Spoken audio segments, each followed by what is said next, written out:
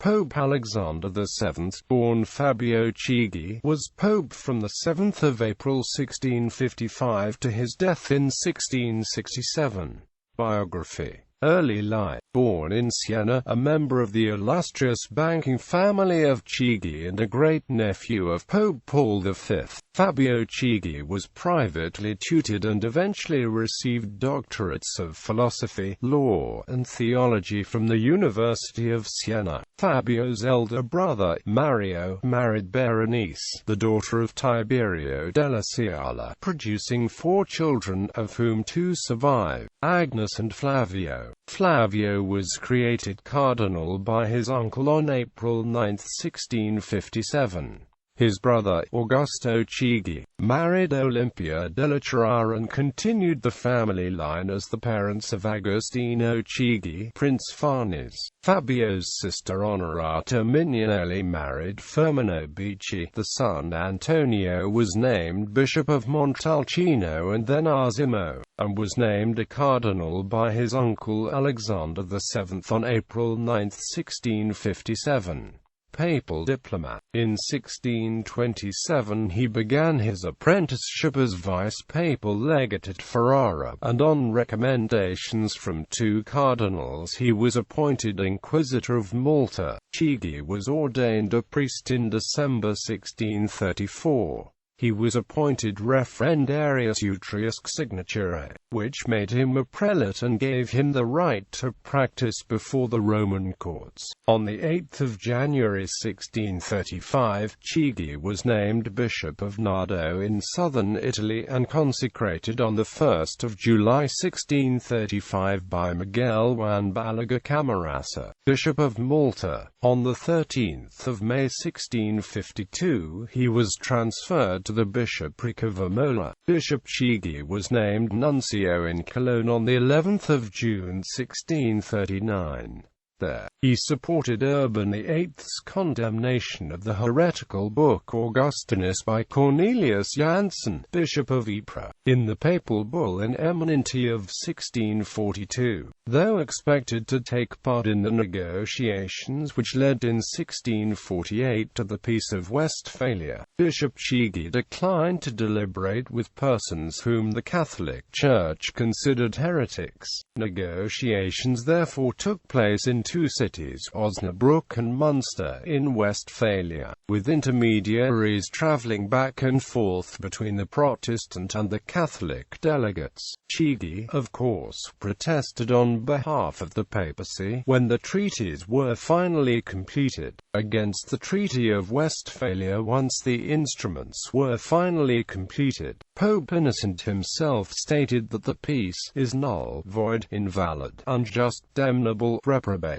inane, empty of meaning and effect for all time. The peace ended the 30 Years' War and established the balance of European power that lasted until the wars of the French Revolution. Secretary of State and Cardinal.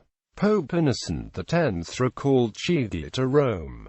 In December 1651 Pope Innocent named Cardinal Chigi Secretary of State. He was created cardinal by Innocent X in the consistory of the 19th of February 1652, and on the 12th of March was granted the title of Cardinal Priest of Santa Maria del Popolo. In December 1651 Pope Innocent named Cardinal Chigi Cardinal Secretary of State. Papacy. Election as Pope. When Innocent X died on the 1st of January 1655, Cardinal Chigi, the candidate favoured by Spain, was elected Pope after 80 days in the conclave on the 7th of April 1655, taking the name of Alexander VII. Nepotism. The conclave believed he was strongly opposed to the nepotism that had been a feature of previous popes. Indeed, in the first year of his reign, Alexander VII lived simply and forbade his relations even to visit Rome. A contemporary, John Bargrave, read the following: "In the first months of his elevation to the popedom, he had so taken upon him the profession of an evangelical life that he was wont to season his meat with ashes, to sleep upon a hard couch, to hate riches, glory, and pomp, taking a great pleasure to give audience to ambassadors in a chamber full of dead men's skulls,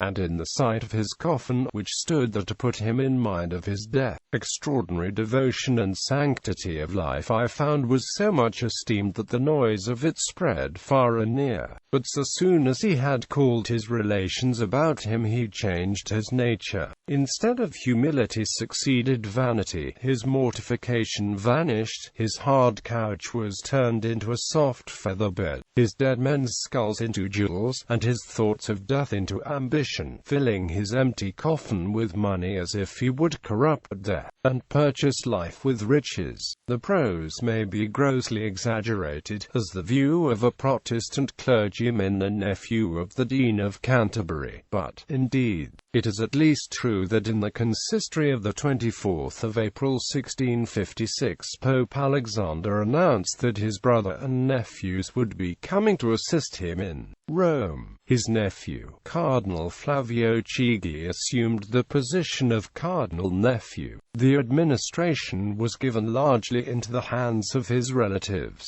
and nepotism became as luxuriously entrenched as it ever had been in the Baroque papacy. He gave them the best-paid civil and ecclesiastical offices and princely palaces and estates suitable to the Chigi of Siena. Cardinal Flavio began work on the Villa Chigi Versailles at Formello in 1664. Urban and architectural projects in Rome. A number of pontiffs are renowned for their urban planning in the city of Rome. For example, Pope Julius II and Pope Sixtus V.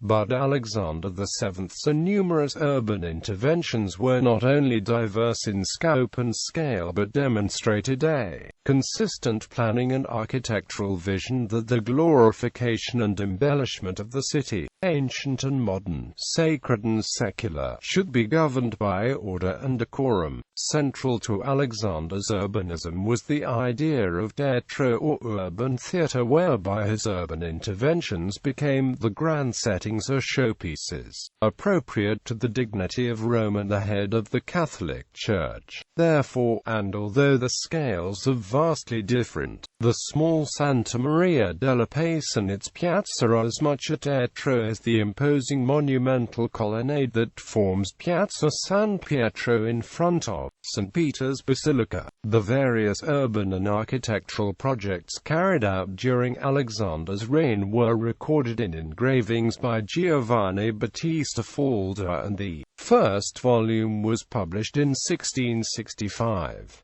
The volumes were published by Giovanni Giacomo da Rossi under the title Il Nuovo Teatro del Fabbrici e Edifici in Prospettiva di Roma Moderna sotto il Felice Pontificato di Ns.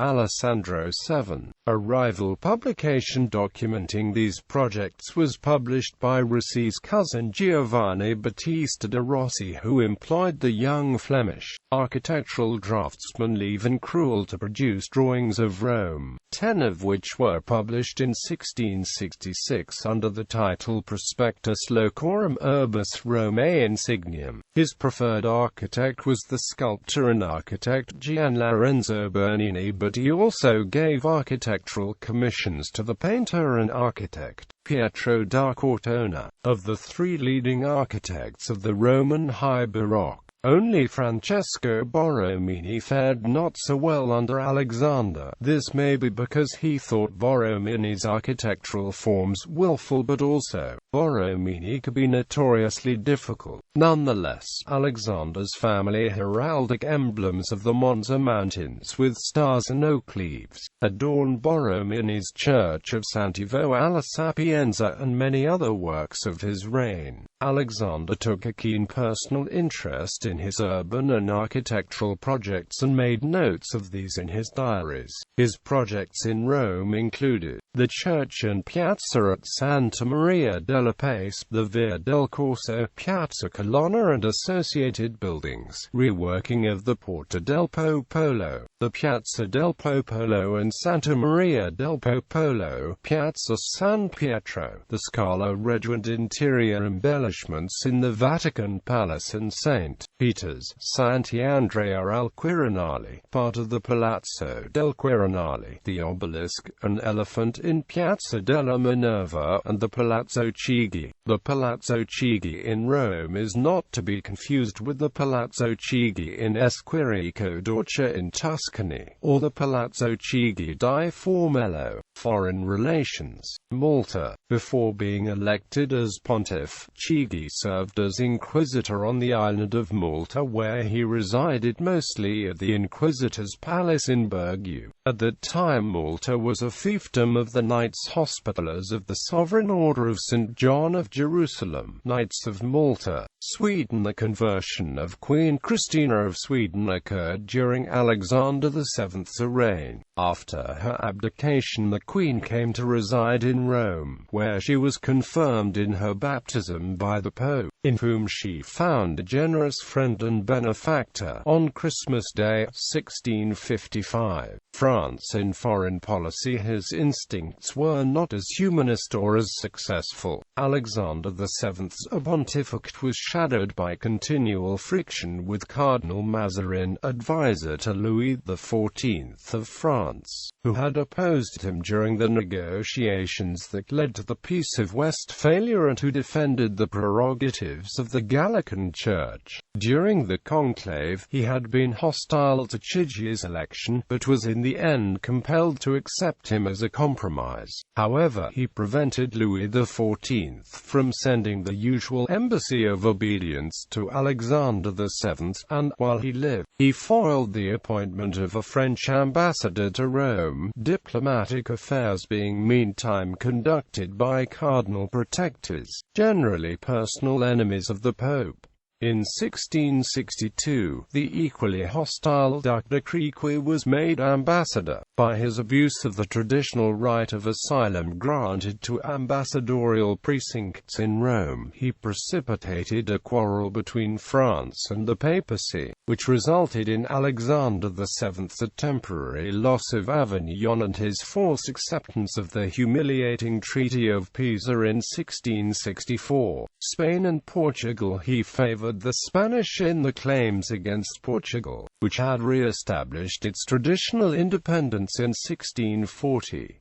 His pontificate was also marked by protracted controversies with Portugal, Jesuits and Jansenism. Alexander VII favored the Jesuits. When the Venetians called for help in Crete against the Ottoman Turks, the Pope extracted in return a promise that the Jesuits should be permitted back in Venetian territory, from which they had been expelled in 1606.